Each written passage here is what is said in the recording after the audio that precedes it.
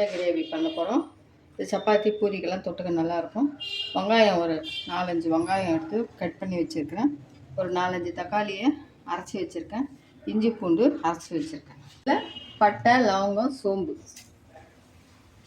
பொரிஞ்சு வந்ததும் கருவேப்பிலை, இஞ்சி பூண்டு விழுது,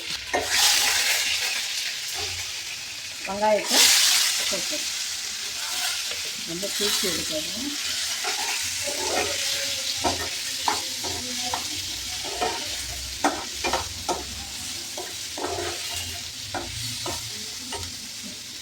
இதெல்லாம்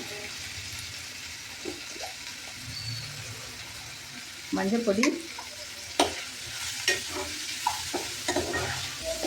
இப்போ எடுத்து காரத்துக்கு தேவையான வெறும் மிளகாத்தூள் போட்டேன்.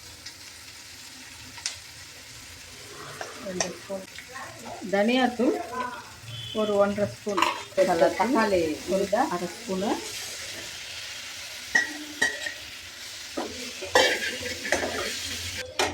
இப்போ இதுக்கு தேவையான அளவு நம்ம தண்ணி ஊற்றிக்கலாம்.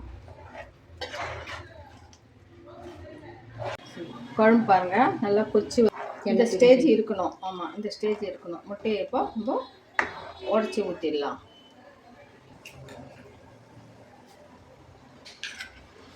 இதை தனித்தனியாக உடச்சி ஊற்றிட்டு கரண்டி போட்டு கலக்கக்கூடாது. உடனே தட்டை போட்டு மூடி விட்டுடணும். ஃப்ளேம் ஸ்லோவாக வச்சுருங்க. இல்லைன்னா அடி பிடிக்கும். நம்மளுக்கு எவ்வளோ தேவையோ அதுக்கேற்ற மாதிரி ஊற்றிட்டு இந்த தட்டை போட்டு மூடிடுங்க. கரண்டி போட்டு இப்போதைக்கு கலக்காதீங்க. 5 மினிட்ஸ் இருக்கட்டுமாமா? ஒரு 5 மினிட்ஸ். அது நல்லா மேலே எழுப்பி வரும். அதுவே மேலே வந்துடுச்சு. நம்ம இப்போ சூப்பராக இருக்கும். என்னை பார்க்கவே டெம்ப்டிங்காக இருக்குது. நம்ம சும்மா அப்படி கலக்கி திருப்பி விடலாம். திருப்பி விடலாமா? சும்மா அப்படி திருப்பி விட்டால் நல்லா அந்த ஜூஸ் எல்லாம் இருக்கும். மசாலா உள்ளே போயிட்டு சாப்பிடணும். நம்ம எவ்வளோ தண்ணியாக பண்ணி ஊற்றணும். இப்போ எவ்வளோ திக்காகிட்டு பாருங்க.